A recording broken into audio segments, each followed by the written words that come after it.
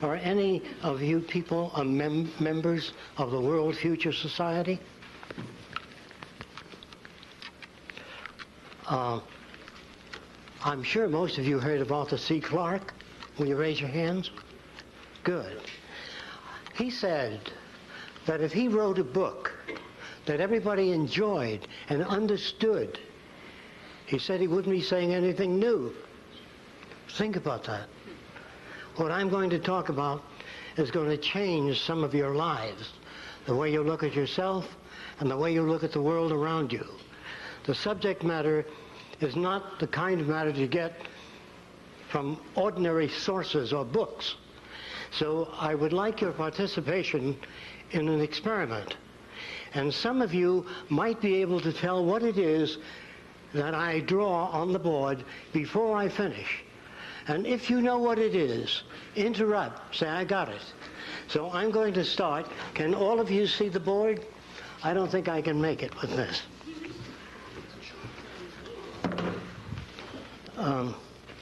Can all of you see the board? Can you hear me all right? Okay. The minute you know what it is, interrupt.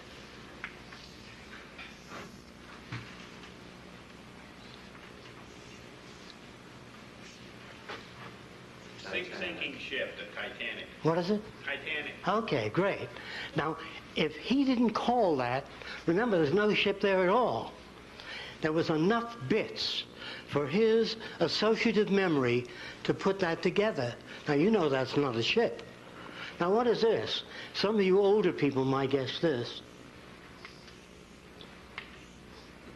An alarm clock. Who did that? You are amazing. That's no... Where's the alarm clock? Well, anyway, if she didn't call that, if she wasn't able to call that, I would have put the legs on it and the clock and Hamilton watch coming, until somebody called it. Now, there are still some that cannot see the ship. So I would have gone all along, put all the windows in, Titanic, everything, till somebody got up and said, yeah, Titanic. Well, this is an attempt to prove that all of us are capable of making decisions and arriving at a conclusion without all of the information prepared for us.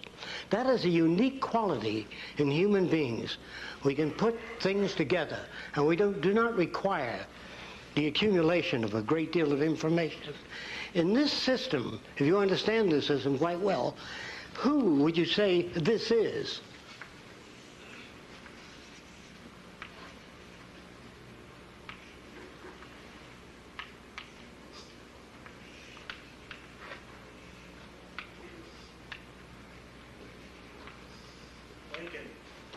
Who said that? Who said that? Lincoln. I don't see Lincoln, but it's Lincoln. It would have been Abraham Lincoln. When I got through with it, I would have gone on with the beard and all of the stuff. So this is just to prove that people can put something together. And I'm going to try to explain to you just what creative thinking really is. Now, I'm going to use old language, the language that I use with people who are not familiar with this way of thinking. The old language is that people can think and reason. I do not believe that is possible. I have many inventions. I've worked on many different things. But I do not believe that human beings can think or reason. This is what I do believe. By the way, you don't have to accept anything I say. During the question period, don't be polite. Come at it from all angles. Break it down if you can. This helps me, and it helps you. So when I talk about thinking and reasoning and putting things together, we're talking about the forces that shape human behavior.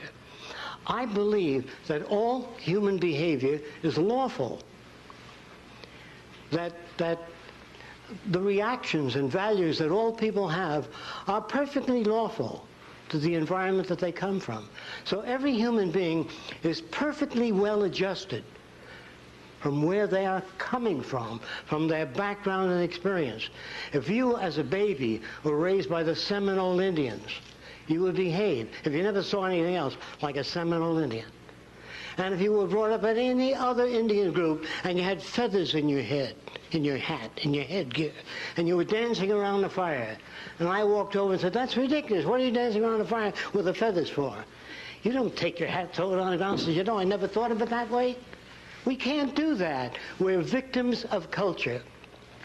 We look at the world with our background. We have no other way of doing it.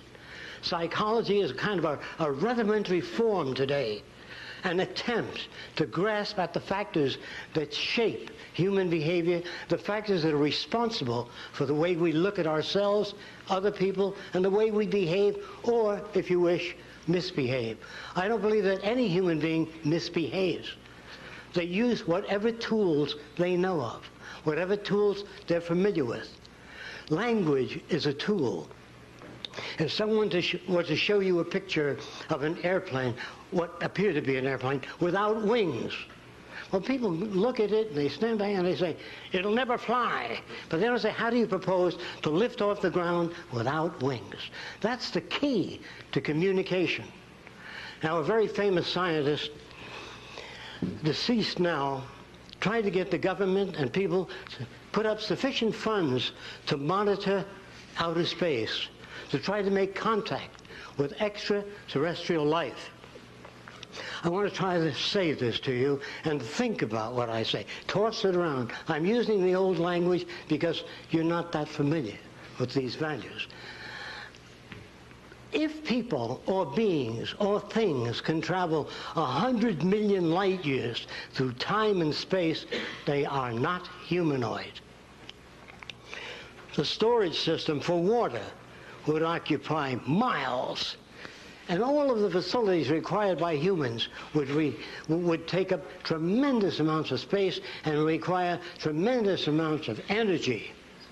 Now, there are people that talk of flying saucers that land here on Earth, and they go to some farmer, you know, and they take him into the saucer, and they do all kinds of experiments on them. Now, first of all, people do not travel hundreds of millions of light years to pick up some farmer and ask him what kind of suspenders he wears. Carl Sagan wanted to communicate with extraterrestrials. He hoped that they, in turn, would communicate with us. Now, you know that the Republicans can't communicate with the Democrats. You know that husbands and wives have difficulty in communicating. Children and parents have difficulty because the language we use was designed a long time ago. And it is inherently difficult to get ideas across in the language that we use today. However, when engineers meet and talk, they speak a different language. One engineer might present a very thin cable and says, "This can support 5,000 tons. And the other engineer says, "What's its tensile strength?" And he's given that information. Then he puts it in a machine. I don't know whether you knew this. And he snaps it to make sure that it holds to that. When engineers design an airplane, well, we'll probably be chasing this around. They do all the calculations. This is a front view, a very rapid drawing of a front view of an airplane. They do all the rapid calculations, and they figure what that wing will be able to support. And after all their calculations, and after they're certain, they then pile sandbags on the wing. Did you know that? Until it breaks off to make damn sure that it does the job. Now, that does not exist in everyday language. In everyday language, you don't have that ability. When an engineer meets another engineer, he says, "I can illuminate an area with this tiny point of light that has 50,000 square feet. The engineer says, "Well, that's not possible." He doesn't talk like that. He says, "How do you power that unit? What kind of voltage does it take? How do you illuminate that spot?" They ask questions. The average person, "Yeah, nah, not in 1,000 years." That's been around for a long time. That is a language of war, of hatred, of bigotry, of prejudice, the inability to ask questions. And we've got to be very careful about that. And at one lecture I remember at Princeton, I was trying to say that human beings cannot think or reason. This is a psychology department and sociology. Well, one of the individuals stood up, one of the staff, and he said, all right, where did the camera come from? There were no cameras at one time. Someone had to think about a camera. He just doesn't come out of the thin air. And after doing a lot of work, many years ago in ancient Egypt, or if you live out in the country, or have lived out in the country, if there was a hole in the barn wall, that is, a nut was knocked out, the cows on the outside appeared on the wall of the barn, upside down. And in Egypt, you went in this dome to see the upside-down world. There was a little hole here, and the daylight came in, and you saw people walking upside down on the wall. How many of you have experienced that kind of phenomena? That is essentially the box hole camera. A camera, the simple camera without a lens, is just a little hole in a box. And somebody said, well, how can I see that image? And they used a transparent membrane back here, and they could see the upside down head or a person or a cow. And they asked this question, if only I could retain that image. Well, that isn't the answer. That's just a question. I wonder how I could retain that image. So, years before that, the American Indians and other primitives have taken tapa cloth, or they'd weave natural materials into a kind of a fabric. And then they would take berry juices and dye it different colors. Sometimes a leaf would fall upon that surface, and after the sun dried it, they had an image of the leaf. So they began to use dyes from this background. That all human beings, to understand me better, the first human being that jumped off a precipice with wings, he died. And his brother-in-law wrote, next time, make the wings larger. No one starts out right away and solves a problem, unless you have a tremendous background in many different areas.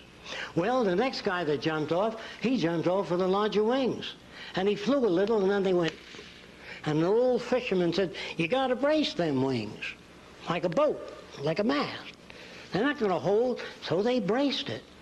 And then they jumped off the precipice, this individual, and he flew, and he hit a tree. And he hurt his leg real badly. And his wife said, you know, John, a fish has a rudder. Good point. And they stuck the rudder on the airplane.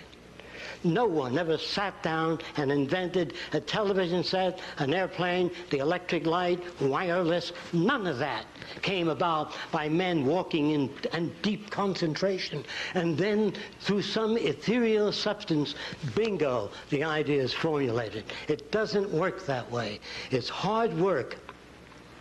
And I make more mistakes than anybody I know, because I try more things. There's nothing wrong with building something and finding out that it doesn't work. This is where you get your experience.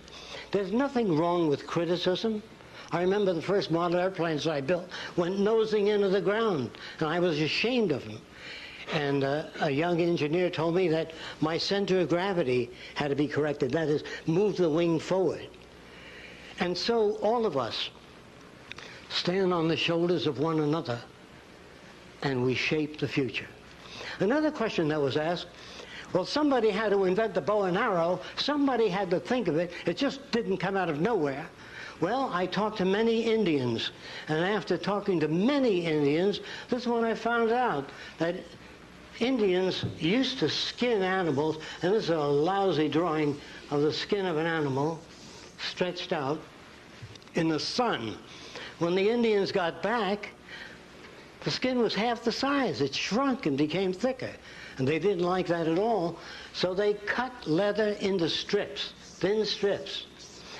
And they took an existing frame and they tied that skin to the frame. Some of you may have seen this. With a lace of leather all the way on, prevented from shrinking. But when they cut the strips of leather and put them out in the sun, they shrunk and became fat and short. And they were displeased with that. After many, many years, one Indian tied that strand of leather to a piece of wood, a stick. He split the top, tied a knot, and tied the leather to the stick. When he came back, hoping that it would dry and not shrink, the stick took this form. It was bent.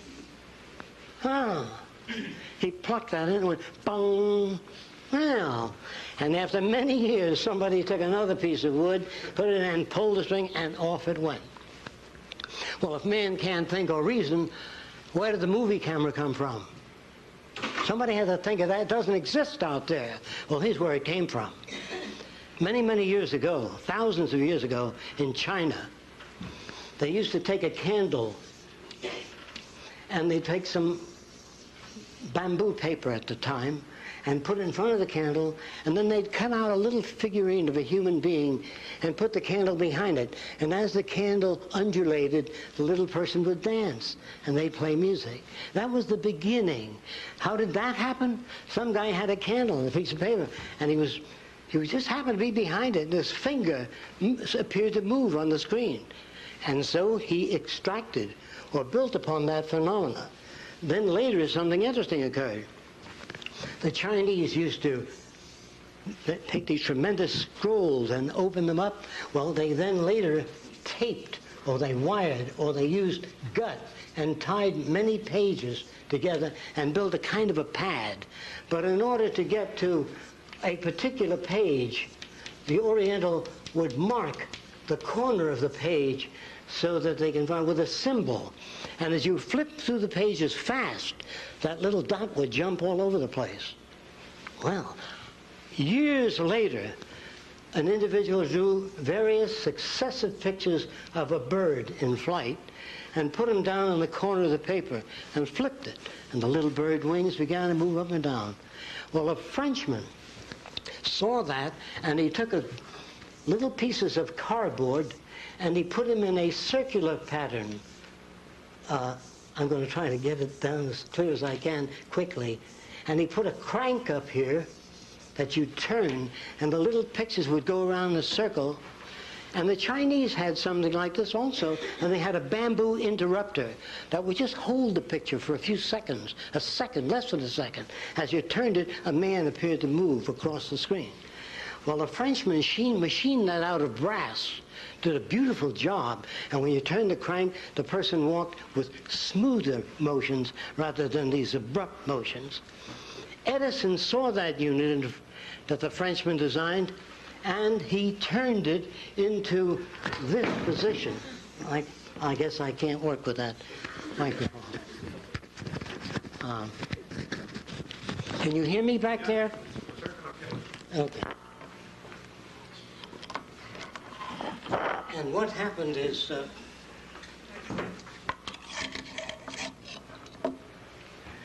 he turned it into a vertical position, and all the pictures were set in a circular fashion. And you turn the crank here. Excuse me. They won't get the audio on the camera. Oh, I'm sorry. Why don't you just put it in your pocket or something? Oh, it's fine. Or hook it to your waist. Slip it in your pocket. Thanks. Roxanne is my associate. She works on all the buildings and all the things that we've developed in the Venus Project, which I'll talk to you about later. And Edison purchased this, put a magnifying glass in front of it, and you put a nickel in, and you turn the crank, and you saw people moving. A bunch of still photographs. It was a long, slow process. No individual invented the camera. A little bit here, a little there, added to that, and eventually the Wright brothers read about experimental aircraft, where thousands of people died trying to develop a flying machine. And after picking up bits of this information, including man-carrying kites from China thousands of years ago, and they built the first flying machine. And they were called the father of flight. Again, there's no father of anything. You may take an idea so far, you add to it, and gradually it's built up. A genius is a person that has been exposed to many different systems, and therefore they can come up with a wide range of solutions. A man like Leonardo da Vinci, You think that he just evolved out of nothing? He spoke to people that were interested in mechanics in his time. They gathered and they shared ideas, but you only hear of Da Vinci. Unfortunately, guys like Nikola Tesla, Edison, all the great innovators of the past have been influenced by other people. And the mythical structures that we build around inventors, that they inherit special abilities, they are geniuses, or they're in tune with the infinite mind, and the ideas somehow filter in. Well, this is the kind of nonsense. It's the same story about, is there intelligent life out there? The real question is there intelligent life here? We don't think so, not yet. I'm serious, I'm not kidding. What is intelligence? Well, the ability to reason things out. You can't have that ability unless you've had experience in particular areas. An Eskimo never dreams, I repeat this, of walking on a palm-fringed beach. Can you understand that? It is not possible unless he has seen motion pictures or something about the beach.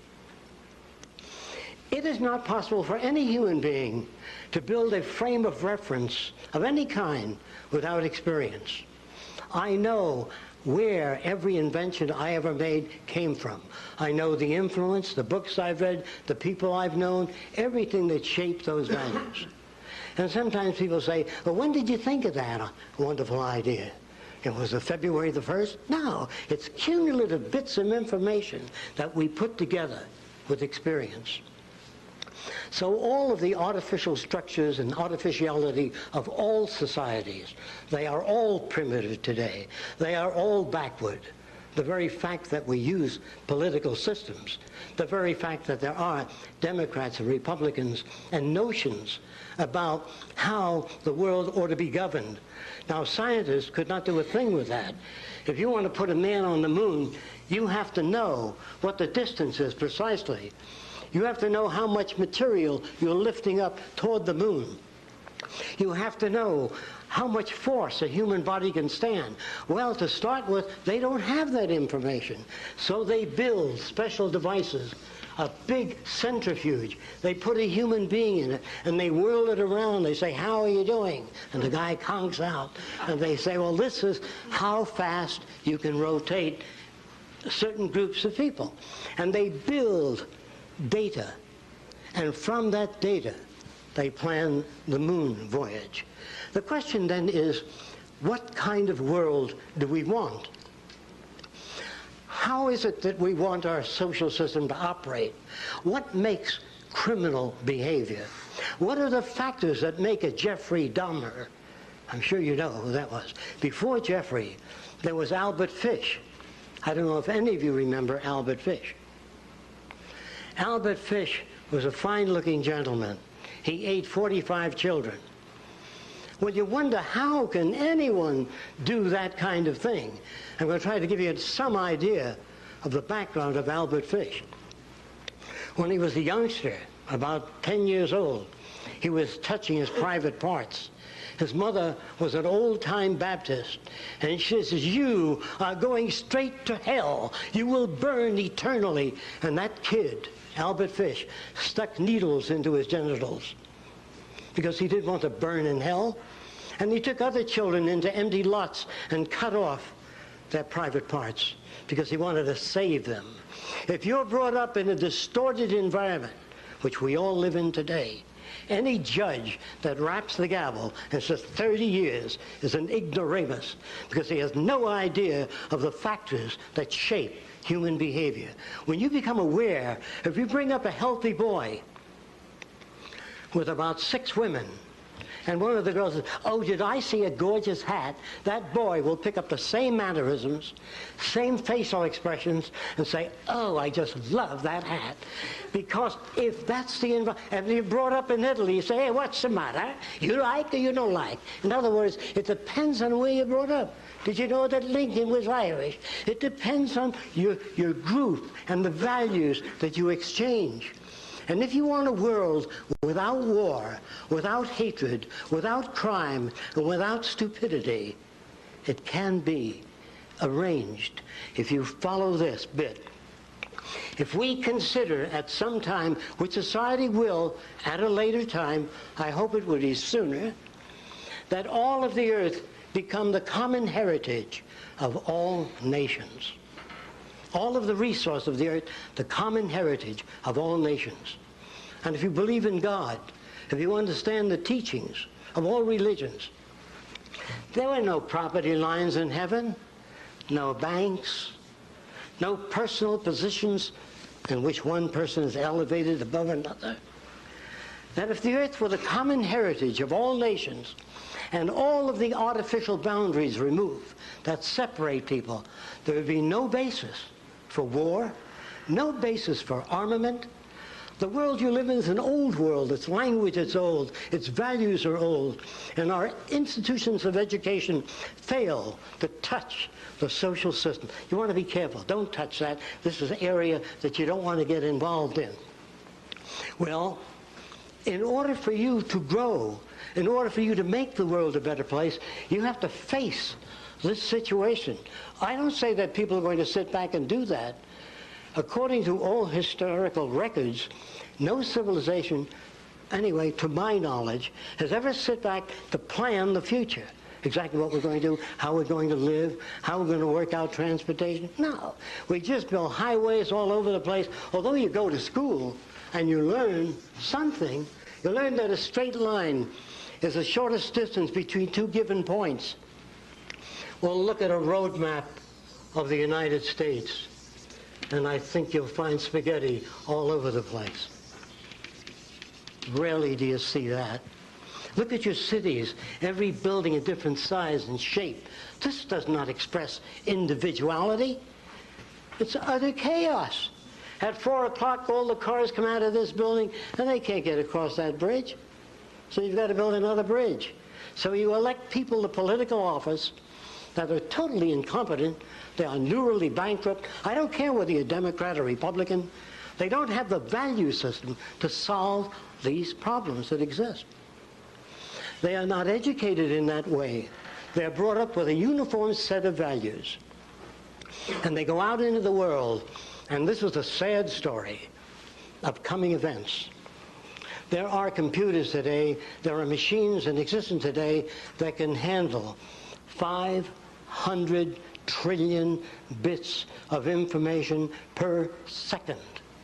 No human comes anywhere near that. And you think that in the next 15 or 20 years there's going to be people in government? No way. For example, if you took a group of computers and arranged them in a special fashion and ran the electrical tentacles out to the agricultural belt with probes into the soil, when the water table dropped, that would turn on the pumps and bring the water into the area. If the nutrients changed, it would pump nutrients into the area. What kind of world do you want? I don't think any of you here, maybe a few of you, might remember when human beings used to operate elevators. They'd turn a crank. They never quite got to the floor, up and down. Finally, they became automated. Step back. It's a lovely day today. How are you, Mr. Jones? If they scan your face, and they'll take you exactly to that floor. After that comes the transveyor. An elevator that moves up and down, sideways, all directions. You get on it and verbalize. I want to go to the art center, music center. And it'll take you there. The kind of world you live in and the automobiles that exist as transportation units are dangerous because they have a bumper in front and one in the back. And I'm sure that if an extraterrestrial visited the Earth, they say, what are those shiny things in front and back of the vehicle? Well, they're bumpers. They prevent damage. Well, don't you ever hit on the side? Why isn't the bumper all around the car? And then they came with the airbag. And they put an airbag in front of you. If you get hit on the side, your head goes right through the glass. They had a long time, the automobile companies, a long time to solve those problems. And then you see motorcycle policemen pull over. What do you think you're doing? See, all you have to do in a car, if you wanted to, I wouldn't do it, I wouldn't even put this in a car, is put a sort of a chimograph or a cylindrical recorder. When you go through a 30-mile-an-hour zone to 50 miles an hour, it's recorded on there. And every month you have to tear that strip out of your car and mail it into the police department. Well, the police wouldn't like that. But how many violations do you think you'd have? There are better ways than that. You just make a car intelligent. Now, here's what that means. How intelligent can a machine be?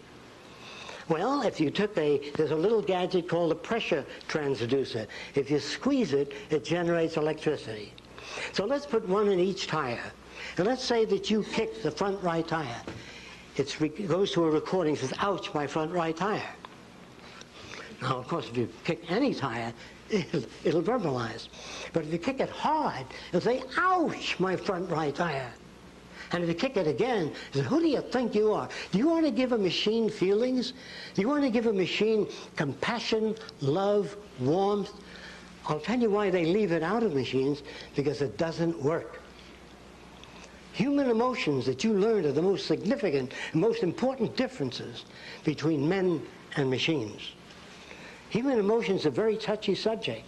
It's like racing your engine at a stoplight, you know. It doesn't take you anywhere. It doesn't serve any purpose. If you get a lump in your throat when you see hungry people, that's emotional. But when you increase the agricultural yield per acre, that's caring. That's love. Love is transforming all of the verbal and paper proclamations to a way of life. The shameful thing about our century is that there was only one Edison, one Louis Pasteur, one Nikola Tesla, one Madame Curie. We should have had thousands of them, and we will, once we get rid of the artificial boundaries that separate people. Once we get rid of nationalism, patriotism. Again, I do not mean to offend anybody. All that I ask you to do is think about this, toss it around. This is what the Venus Project advocates. The Venus Project is a design for a culture in which we bridge the difference between all nations. How is that done? By a universal language, the blueprint.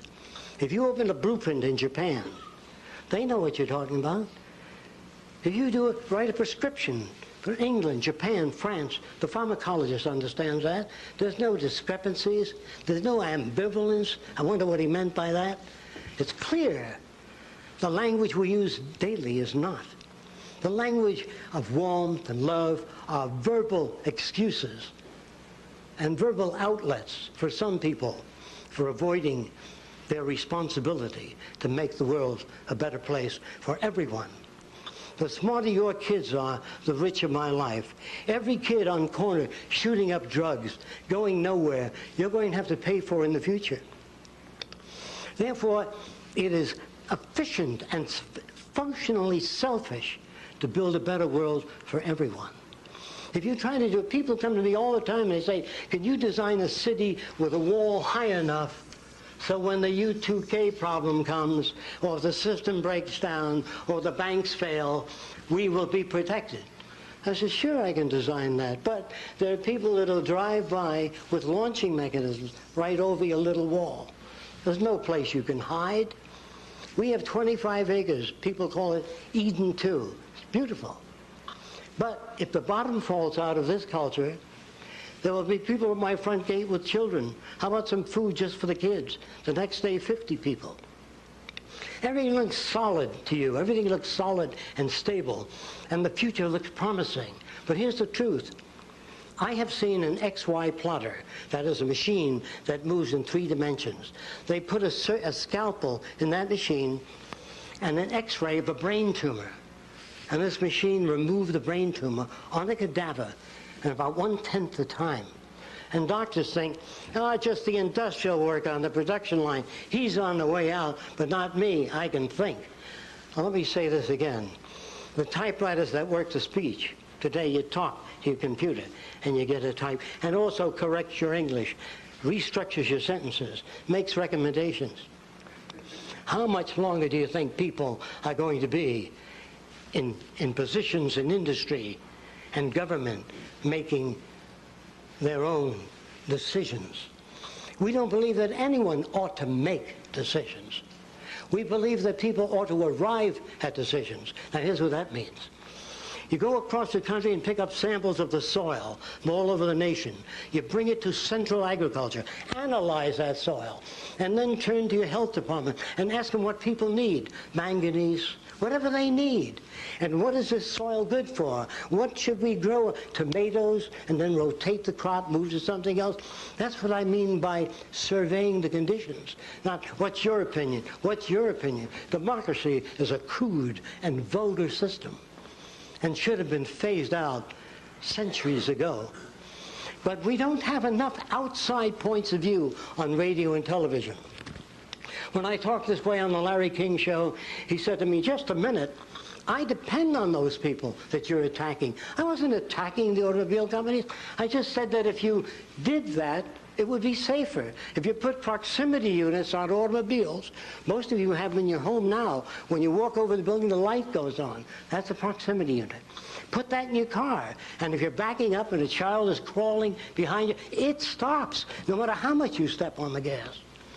I don't want any sign, slippery when wet. I want an abrasive put in the highway and take that sign down so it's not slippery when wet. I don't want to say to kids, stay away from drugs. I want to make life so interesting for people that they don't want drugs. They don't want to dull their senses. They want to become keen, and they want to become fully aware, I'm using older language, and conscious of their surroundings. It is painful to deaden your awareness when life is beautiful, when what you do goes out to people and makes their lives better. In one session at Princeton, I changed the values of many people. They walked out discussing this for years thereafter, and I still get letters today. I went into an area of New York called Hell's Kitchen. The kids there were considered very bad. And the social worker used to wear a necktie and eyeglasses. And anyone who wore eyeglasses when I was a kid was a sissy. And when you wear a necktie and a suit, and you're talking to these kids in rags in the slums, they look at you as an outsider. You're unacceptable to them. So I put a wire recorder out in the front office. And after the social worker talked to the young boy, by the way, they made guns out of water pipe. And you go, how many of you knew that? They didn't go and buy guns. They made them. And the social worker picked the gun out and he said, you're going to take someone's eye out, wind up in a state penitentiary, hurt your mother and father. You want to do that? Well, the kid says nothing at all. Then when the kid walks out, I make a wire recording of the way he talks to his friend. Hey, he's a jerk, the guy up front, the social worker. Then I walk over to the social worker. How'd you make out with Johnny? I had a good talk with the boy. I believe we established rapport. How do you know that? He says, I felt it intuitively. Then I play the tape. By the way, it was a wire recorder. I play the tape of the kid's answers. And he said, I'm grateful so-and-so. I said, no, just say, I don't know how to get to Johnny. I know how to get to Billy. I tried 8 different methods. None of them worked. So I said, watch what I do next week. I walked in the office, picked up the gun. I said, I understand you made this gun. He said, I told the guy I made it last week. This is in New York City. I used to make recordings of this. I wanted to use it in a film later. And I picked up the gun, I'm looking at it, and I'm shaking my head. He said, what's the matter with it? I said, come here. The damn pin is 1/8 of an inch off center. He says, yeah. And I said, if you put a couple of washers on the side, you can move the pin right on center. He said, hey, do you work here? I said, what, with those jerks? Nah. Can I bring my friends over to meet you? That's people like him with similar values. Then you go to work in their terms, not your terms. Real psychology has to be related to the real world, not theory, not lab experiments in schools where you're not in touch with people, where you don't get the feel of people, where you don't get the sense of their identification with the world around them. I have changed many of those kids. And I brought a gun in for them to look at and said, I made this gun. Wow, they said. I sure would like to be able to make a gun like that. I said, well, I can help you do it. You can? Well, what do I have to do? I have to learn how to draw a front view of a gun, a side view of a gun. I know I'm going fast and over a lot of drawings. You have to make 3 views to the gun so it can be made. He said, you know, I'm going to learn to do that. So I set them up on a drafting table, and I took them from guns to water skis to other things. Today, a lot of them are engineering draftsmen. Because they told me that the kids, they only had an IQ of 24 or something. You can't get to them. Well, I said to one of these kids with an IQ of 24, suppose you wanted to rob that jewelry store across the way. How would you go about it? Any way at all.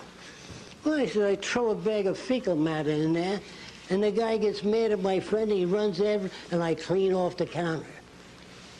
That's where they live. I suppose you wanted to rob the 3rd story. No ladders, no ropes, no weights. How will you get up to the 3rd story? Well, after several days, one of the youngsters came up with a piece of wood. He didn't even know what a wedge was. You see that hunk of wood? I can stick in the bricks, and it gets tight no matter how far the bricks are, see, from one another. And I can climb up the guard. He didn't use that language. He used much stronger language. I climb up the building and take whatever I want to take. That's how I do it. Well, how do you give people an IQ test that come from a different environment? How do you know what they sense? Do you think that the formalist who tries to structure the nature of intelligence, the nature of creativity, without being creative, can do it? Well, in order to teach children how to become creative, I make a Martian out of rubber with eyes on tentacles and a pointed rear end. And they look at it and they think, nah. And I say to them, what good are 3 eyes or 4 eyes on tentacles? Eventually, when you look at the back, the front, the side, the top at the same time. And what if the guy had 6 arms? Well, he can shave, read a book, eat a donut, and drink coffee. Instead of, as we're brought up. If you met a Martian, they had an opening on the ear. So, what's that? Notice the attitude? What is that? Well, if we eat anything that's bad for us, it's ejected right away. Not in your system. It goes through your whole system. So you're taught in medical school how wonderful the human body is. How wonderful it is. This isn't true at all. That you're indoctrinated to a set of values that are unreal. And in order for me to get these ideas out there, it's extremely difficult because we need films, we need equipment in order to do that. What the Venus Project has to offer is a way of life without ambiguity, a language that has a much more precise form of communication, to change the relationship between people, where the male and female are not given separate roles, where the female can say, I want to be a biochemist or a physicist, and she goes that way. When you hand a girl a doll, you're placing a set. You're beginning to manipulate the people. Everybody's afraid of controlling human behavior. You're always controlling behavior. When you pick up your little girl and say, don't play with that little Lutheran boy across the way, and you put him down again, or don't talk to that little Catholic girl across the way. Well, you're always indoctrinating children. Who loves you more than anything in the world? The candy store man. No, your mommy and your daddy. See, indoctrination continuously. And then all of us together sing, we are free. Let's go. We are free. So beware. Whenever you hear of freedom and all that sort of thing, watch out. Because a real free society, the closest I've ever come to it was in Polynesia. I lived in the South Pacific Islands for a while, and the natives gave me bananas and coconuts. All that. They were very generous, and they had no word for work. Would you believe that? They went fishing all day, they played, they had luau's. And they said, Jacque, you know, what you want? And I said, well, I would like an outrigger canoe. And they built one for me. A few days after they brought it to my hut, I heard some rustling outside, and they were all carrying the canoe away. I said, what's going on? Said, you no use. It's a different value system. Now, the men and women walked around nude on the island when I got it, a long time ago. And I never saw a native poke another native, hey, get a load of that chick. None of that. None of that. They looked at the eyes of women when they talked to them. Never, hey, look at that. Never at the legs. The motion picture cameras in all your movie theaters are dollying up and down the hindquarters and all. And you wonder why men are like that? They are not like that. They are made like that by culture. Then the missionaries arrived. And the little girls used to come to church, you know, innocent, listening. And they put the T-shirts on them. And the girls had no idea why they were putting T-shirts on them. What's it for? It's like me covering your nose. You can't go into a room big unless your nose is covered. Well, the girls cut 2 holes in the T-shirts and came to church. So, we're dealing with many different cultures, subcultures, and values. Our culture, if we are to grow and build a civilization worthy of humankind, we have to have a quantum jump in the way we look at our world, people, and ourselves. The Venus Project is the redesign of a culture in which the elements that comprise the culture are different. For example, our cities are round, not because I like round cities. The city is round.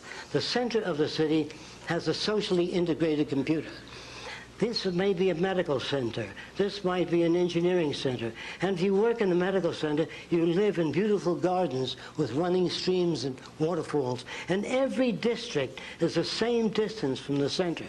There are no cars in the city. You get on a conveyor and dial where you want to go to. There's no crime in the city. Just before the public library in the United States, people said, well, you can't really do that. The people never bring back the books. They'll keep them. They won't return them. Of course, all that was incorrect. I want to build a library where any child can walk in, check out a camera, check out art materials, check out water skis, make things available. People don't steal.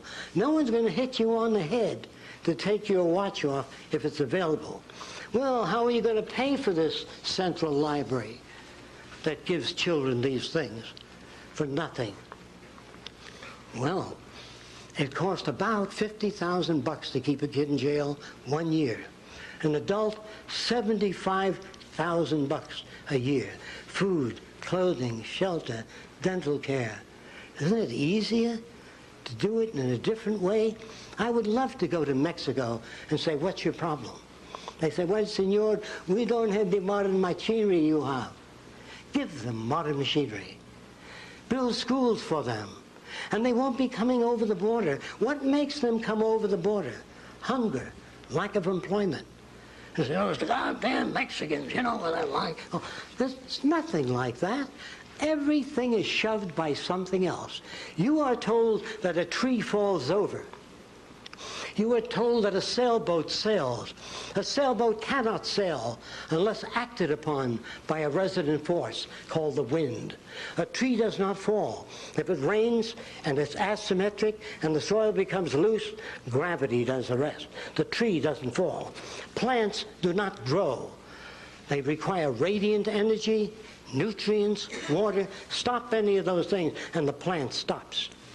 Human beings are not self-operating entities. We are operated by many resident forces. Of course, many of us are not aware of that. It looks like we're perfectly free, making our own decisions. I know I think for myself. I'm sure you do. That's an illusion. Because if you're brought up to believe in the Kennedy rocker, you want one for your home. It'll injure your back, distort your anatomy. But Kennedy had one like that, and I want one like that. When you break the patterns that have been established by existing society, you begin to move people in a new direction.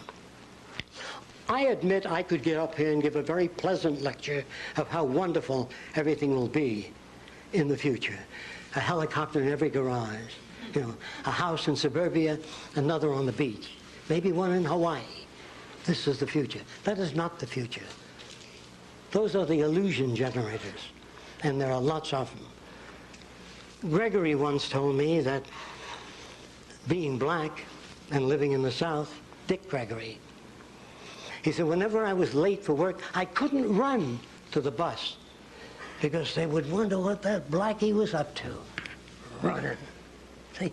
In other words, we project our value system into others. We project characteristics into others. We have to find out what we are really like. Now, many people tell me they want to find themselves. This is another ridiculous thing. Who are you going to find? Some jerk at 18 and a different value system at 23? You can never find yourself if you read, keep up with new ideas. What self? The self of 20? When I was 15, I was a jerk. And as time went on, I learned more about many different things and knew how much I had to learn in order to move forward. There is no finding yourself. People come over to me and say, I want to know how I relate to the cosmos. We don't even know how a single cell splits. And they want to know how they relate to the cosmos. What a bunch of verbal crap. Really, it's meaningless. And so, I'm sorry that I only have 1 hour to try to give you ideas along different lines. Generally, it takes seminars. It takes a lot of demonstration and films.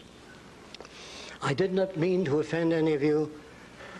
I hope that I didn't. Thank you for your time.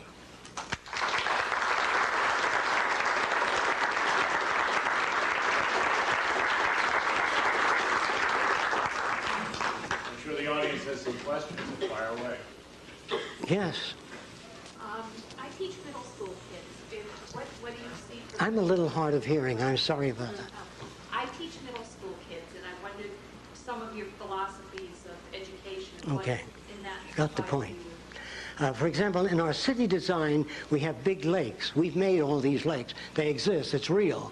We have modern structures there, all different. Roxanne said to me, my associate, she said, Jacque, I just don't want to draw pretty pictures of buildings. I want to build them. I want to make them. And she did all the cement work. Then one day she came over and she said, how about a swimming pool? And she was with a girlfriend. I said, when do you girls want to start? Well, we never built a pool. They built it in 2 weeks, a beautiful pool. We'll show you pictures of it. And so we built a big lake in the city. And there's a hill in the middle of the lake, about 80 feet up out of the water. And on top of the hill is a craft shop where children can build anything they want to build. But in order to get there, you got to get in a boat and row it. Instead of lining them up and say, come on, everybody together, forward, backward now. Arrange the environment so you have to row to get to the hill. You have to climb the hill to get to the craft shop. And an automobile or anything you build will not go together unless 4 children pick up the car and the others put the wheels on. Instead of saying, I want you people to work together and cooperate and stop fighting. Arrange things so that it works that way. That's what nature does. When a fox, a baby fox, sees a porcupine, and says, wait, no, what have we here? He says, I don't know. And he gets close to the porcupine. Finally, he gets a quill, and he stays away from the porcupine. But if you raise your children and try to avoid experiences that had hurt you, and you buy them every toy that they want, you produce a blob of Jell-O. Some degree of challenge, some degree of stress is necessary. And so we build an environment, try to answer your question, with the elements so arranged as to produce what you call creativity. Can I give you one more bit on that? All right. Is there anyone else interested in creativity in children? You raise your hands? Okay. What we do is I ask a child to make a drawing. Anything they want to draw, and this is what they usually do. Can everybody see the blackboard? Well, I'll draw it up here. They draw something like this. I'm talking about 4- and 5-year-olds. And then they draw something like this. And then most of them do something like this. I'm sure you've all seen those drawings. In fact, I'm sure many of you draw that way today. Yeah. And so the teacher gives them some crayon, and they color it, and she hangs it up. This is little Billy's drawing. But when she tells Billy that this is the way we spell cat, and Billy says, I see, and he comes back with something like this. Can you see that?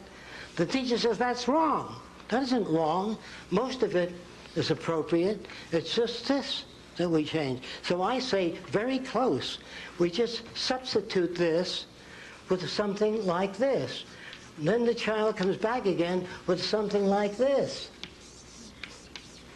I say, much closer, much better. Only we turn this around so you can put the A inside of it.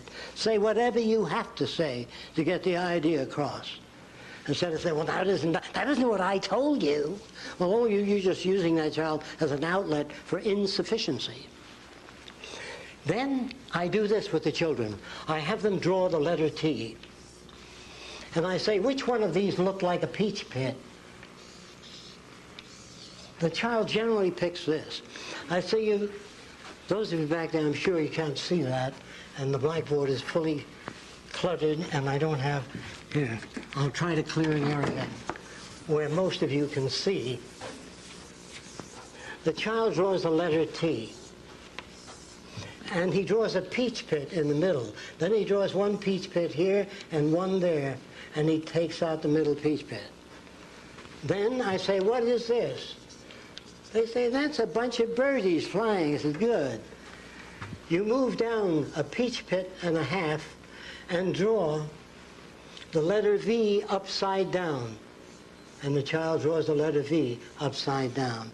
Then he draws a birdie under the V, one peach pit down, like this. And then he joins another birdie to that and a half round beneath that and one peach pit above. He does this. And then I say to the child, what is this? That's a heart. I said, good. Half a heart from the top of the eyebrow to the bottom of the nose. And they move from that offensive drawing made by the child to this in less than a half hour. And I'm talking about 5- and 6-year-olds moving into this realm, drawing sports cars, turning them around. And we give them crayon and chalk because we want them to bring out their artistic ability. You can't bring out anything if there's no basis or structure for it. If you sit in the woods and meditate on your navel for 3 years, you'll have a tremendously clear picture of the navel and nothing more.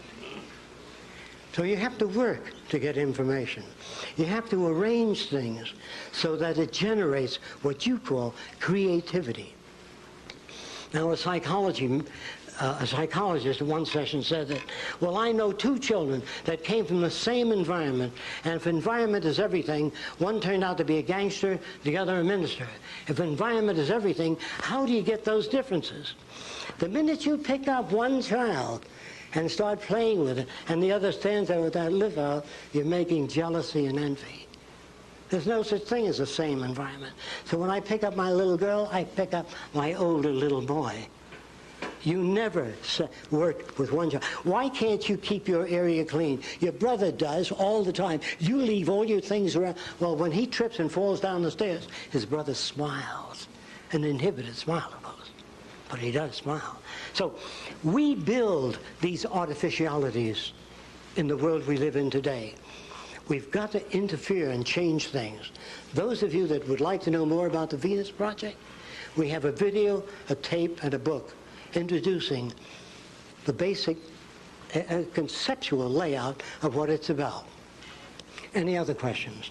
I can't go into more detail. Yes? I find your views about the future interesting, but how do you account for human nature? How do I account for what? Human nature. Human nature. Human nature is the way people have found other people to behave over many long years. They appear to manifest greed, jealousy, envy, even animals. If you take a cat and put it on your lap in the presence of the dog may growl. And a psychologist, that's what I mean by the nature of the beast. So I said, come on down to my lab in about a week. So I picked up my cat, put it on my lap, and the dog's tail starts wagging. Because you reinforce the dog before you pick up the cat and put it. The cat is a threat to the dog's security. The dog wants you to pet it, not the cat. So You give the dog these ambivalent feelings. But you can have 15 kids in the room without jealousy, without envy. It is not human nature. It's human behavior that's shaped by culture. Like I said, if you were brought up in China years ago, you'd walk with your hands in your sleeves and shuffle and wear a long pigtail. And so, well, that's human nature. That's not. That's the influence of environment on your behavior. Dancing is the same thing. Dances change over a period of time. Music changes over time. So there is really no human nature. Think about it. Toss it around. There is varying degrees of human behavior. If we wish to understand the factors that generate our value system, that generate the way we look at the world, we have to go back in time and study these things. I'm sorry again, I can't go into much more detail, just a general overview of the Venus Project. Yes? You mentioned a universal language. Are you speaking about something like Esperanto? No, that wouldn't do. Or interlingua? Yes. No, that wouldn't do. The language has to have a physical reference. In other words, that means that, suppose we took some tungsten and hit it with high-pitched sound, and bouncing off that tungsten, a pattern occurred on a screen that looked like that. Now, this was the nickel, and this is the iron, and we learned how to chart that pattern. When you wrote tungsten, you do this in the future. So it's always like chemistry, like a pharmacologist reads a prescription, assuming the doctor's handwriting is good. Looks at that prescription, and it turns out the same product. We don't want individuality in that area. We want uniformity. Is there a place for individuality? You know, in the next few years, the word individuality will go the way all the other crude and vulgar terms went. Individuality, when you buy a Mercedes, if you can afford it, and you turn the key, you want it to start, not sometimes, all the time. And when you turn, you want it to turn. And when you put the brakes on, you want it to stop. So it's called quality control. Variations in human behavior, which we call individuality today, is poor quality control. In the future, the question of people, then wouldn't everybody be uniform then? Well, the question of uniformity is essentially this. They will uniformly like anyone they meet, uniformly share ideas and resources, uniformly share knowledge with everyone else, and uniformly courteous to everyone else. That's the only kind of uniformity. As far as the accumulation of wealth, property, and power, this will be considered part of the age of the Bulgarians. To us, this is all normal. This is a thing to do, to become successful. Well, in my early days, I wanted to be successful, and a company came to me and he said, we have a bunch of Mexican women and Indian women that sit at a conveyor belt, and they pick the black beans, and they pick the white beans, throw them in another box, and they said, can you improve that? I said, how far do you want to go? How many beans can you deliver? So what I did in the early days is I built a big bicycle wheel with hollow spokes that turned like an airplane propeller into a vat of beans, sucking up one bean to each vacuum tube. And then there was a photoelectric cell here. If the bean was black, it tripped it with a wire. And as you sit and watch, those beans went up like this in the big vat. And in 8 hours, we did the work that 50 women took 3 months to do. Now, I would like my machines to come in, but I would like them to get a shorter workday, an increase in purchasing power. If machines do not improve the lives of people that work in automobile factories, if they're automated out of existence, so will you be automated out of existence. All of us can be automated out. Roxanne recently had some area, she does architectural renderings, site plans. There are machines that do that some years ago. CAD. There are machines today that make models. If you take a vase and put it on the table and it's scanned, they have a laser beam that penetrates a fluid and solidifies that fluid in the exact shape of that vase. You can do it to England, China, anywhere in the world. And I want to repeat this. Machines today, that is 3 months ago, could handle 500 trillion bits of information per second. I don't care how many humans you get together, there's no place for human behavior in the next 20 years. There's no place for human participation in the next 20 years, or maybe less. No one can predict the future precisely. I am not gentle, I don't pull my punches, I can't afford it. I respect you, I like you too much. I would rather tell you things as they are, not generate additional illusions. Are any of you people members of the World Future Society?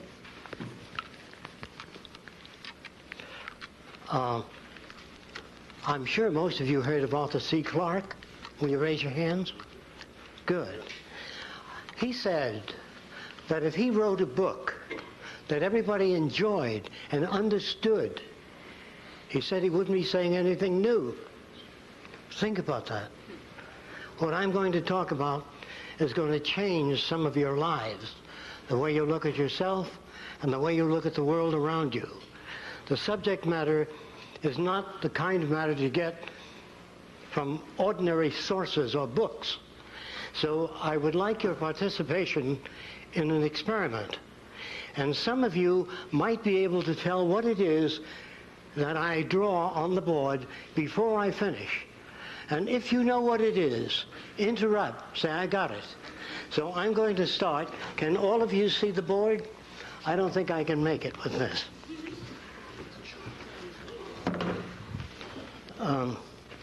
Can all of you see the board?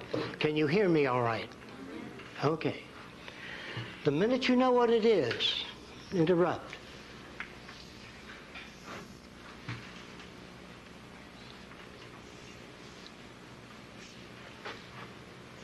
Sinking ship, the Titanic. What is it? Titanic. Okay, great. Now, if he didn't call that, remember there's no ship there at all.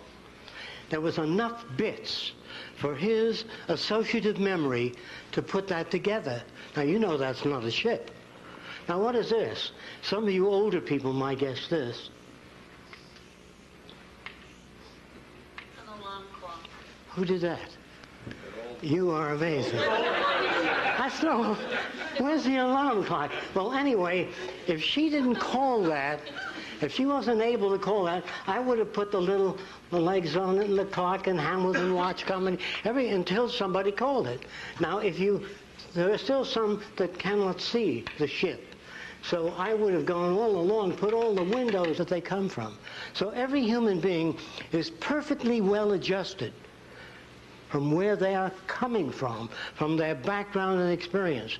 If you, as a baby, were raised by the Seminole Indians, you would behave, if you never saw anything else, like a Seminole Indian. And if you were brought up in any other Indian group and you had feathers in your head, in your hat, in your headgear, and you were dancing around the fire, and I walked over and said, that's ridiculous. What are you dancing around the fire with the feathers for? You don't take your hat, throw it on the ground, and say, you know, I never thought of it that way. We can't do that. We're victims of culture. We look at the world with our background. We have no other way of doing it. Psychology is kind of a rudimentary form today, an attempt to grasp at the factors that shape human behavior, the factors that are responsible for the way we look at ourselves, other people, and the way we behave, or, if you wish, misbehave. I don't believe that any human being misbehaves. They use whatever tools they know of, whatever tools they're familiar with. Language is a tool. If someone were to show you a picture of an airplane, what appeared to be an airplane, without wings, well, people look at it and they stand back and they say, it'll never fly. But they don't say, how do you propose to lift off the ground without wings? That's the key to communication. Now, a very famous scientist, deceased now, tried to get the government and people to put up sufficient funds to monitor outer space, to try to make contact with extraterrestrial life. I want to try to say this to you and think about what I say. Toss it around. I'm using the old language because you're not that familiar with these values. If people or beings or things can travel 100 million light years through time and space, they are not humanoid. The storage system for water would occupy miles, and all of the facilities required by humans would take up with this tiny point of light that has 50,000 square feet. The engineer says, well, that's not possible. He doesn't talk like that. He says, how do you power that unit? What kind of voltage does it take? How do you illuminate that spot? They ask questions. The average person, yeah, nah, not in 1,000 years. That's been around for a long time. That is a language of war, of hatred, of bigotry, of prejudice, the inability to ask questions. And we've got to be very careful about that. And at one lecture I remember at Princeton, I was trying to say that human beings cannot think or reason. This is a psychology department and sociology. Well, one of the individuals stood up, one of the staff, and he said, all right, where did the camera come from? There were no cameras at one time. Someone had to think about a camera. He just doesn't come out of the thin air. And after doing a lot of work, many years ago, in ancient Egypt, or if you live out in the country, or have lived out in the country, if there was a hole in the barn wall, that is, a nut was knocked out, the cows on the outside appeared on the wall of the barn, upside down. And in Egypt, you went in this dome to see the upside down world. There was a little hole here, and the daylight came in, and you saw people walking upside down on the wall. How many of you have experienced that kind of phenomena? That is essentially the box hole camera. A camera, the simple camera without a lens, is just a little hole in a box. And somebody said, well, how can I see that image? And they used a transparent membrane back here, and they could see the upside down head or a person or a cow. And they asked this question, if only I could retain that image. Well, that isn't the answer. That's just a question. I wonder how I could retain that image. So, years before that, the American Indians and other primitives have taken tapa cloth, or they'd weave tremendous amounts of space and require tremendous amounts of energy. Now, there are people that talk of flying saucers that land here on Earth. And they go to some farmer, you know, and they take him into the saucer, and they do all kinds of experiments on them. Now, first of all, people do not travel hundreds of millions of light years to pick up some farmer and ask him what kind of suspenders he wears. Carl Sagan wanted to communicate with extraterrestrials. He hoped that they, in turn, would communicate with us. Now, you know that the Republicans can't communicate with the Democrats. You know that husbands and wives have difficulty in communicating. Children and parents have difficulty because the language we use was designed a long time ago. And it is inherently difficult to get ideas across in the language that we use today. However, when engineers meet and talk, they speak a different language. One engineer might present a very thin cable and says, this can support 5,000 tons. And the other engineer says, what's its tensile strength? And he's given that information. Then he puts it in a machine. I don't know whether he knew this. And he snaps it to make sure that it holds to that. When engineers design an airplane, well, we'll probably be chasing this around. They do all the calculations. This is a front view, a very rapid drawing of a front view of an airplane. They do all the rapid calculations, and they figure what that wing will be able to support. And after all their calculations, and after they're certain, they then pile sandbags on the wing. Did you know that? Until it breaks off to make damn sure that it does the job. Now, that does not exist in everyday language. In everyday language, you don't have that ability. When an engineer meets another engineer, he says, I can illuminate an area, and Titanic, everything, till somebody got up and said, yeah, Titanic. Well, this is an attempt to prove that all of us are capable of making decisions and arriving at a conclusion without all of the information prepared for us. That is a unique quality in human beings. We can put things together, and we do not require the accumulation of a great deal of information. In this system, if you understand this system quite well, who would you say this is?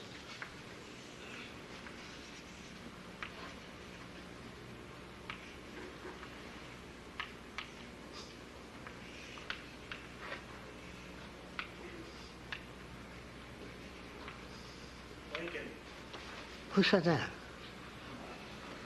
Who said that? Lincoln. I don't see Lincoln, but it's Lincoln. It would have been Abraham Lincoln. When I got through with it, I would have gone on with a beard and all of the stuff. So this is just to prove that people can put something together. And I'm going to try to explain to you just what creative thinking really is. Now, I'm going to use old language, the language that I use with people who are not familiar with this way of thinking. The old language is that people can think and reason. I do not believe that is possible. I have many inventions. I've worked on many different things. But I do not believe that human beings can think or reason. This is what I do believe. By the way, you don't have to accept anything I say. During the question period, don't be polite. Come at it from all angles. Break it down if you can. This helps me, and it helps you. So when I talk about thinking and reasoning and putting things together, we're talking about the forces that shape human behavior. I believe that all human behavior is lawful. That the reactions and values that all people have are perfectly lawful to the environment